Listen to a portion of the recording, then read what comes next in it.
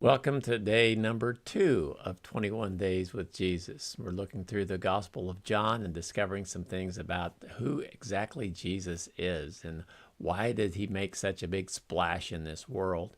And we find out that basically you can say that Jesus is God, and that makes a big difference. And so thanks for continuing on with me in this journey. And we're going to just kind of discover one chapter at a time. We're going to be looking at John chapter 2. I encourage you when you're done watching this, or maybe you read it before, to read John chapter 2 and see some things about Jesus. And what did you uncover? What questions that you might have? But a lot of people might say, well, saying that Jesus is God is a pretty big statement, and it really is. It's a big statement. What proof do you have? Prove it. A lot of people are maybe a little bit antagonistic, or they just want to know, how can you say that Jesus is God? Well, John's answer would actually be the proof is in his words and in his deeds.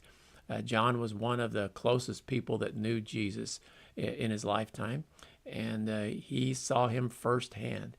And in John chapter 2, we see the very first miracle that Jesus did. Nobody could do what Jesus did except God. Nobody could say the things that Jesus said except for God. The first miracle, Jesus and some of his disciples went to a wedding, and they were running out of wine. And Jesus decided that for some reason that he would turn some of the water into wine, and it became the best wine. That, to me, that's kind of cool. It wasn't a miracle of somebody that was sick or hurting. It was that they ran out of drinks, and Jesus decided to help them out a little bit. It just shows that the power of Jesus is not confined anywhere. And in fact, what it also tells me is Jesus has great quality in what he does. Now, then we find out from the place of a party, of a wedding, he goes to the temple and finds the religion that's being practiced in the temple is not what it ought to be. They've turned the temple into a store, pretty much. And he cleansed the temple. He started throwing things out. He was not going to let religion get in the way of people coming to God. And he continued to do some mighty things. And John chapter 2 ends up that many, many people believed in Jesus because of all the things that he did.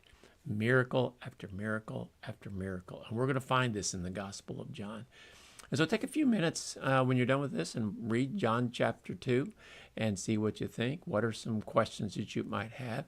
If you do have questions, you're more than welcome to contact me.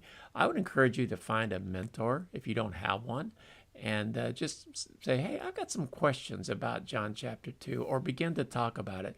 I think one of the great things that we can do as we try to follow and learn who Jesus is to get with somebody else. So find somebody else and talk to them about this chapter.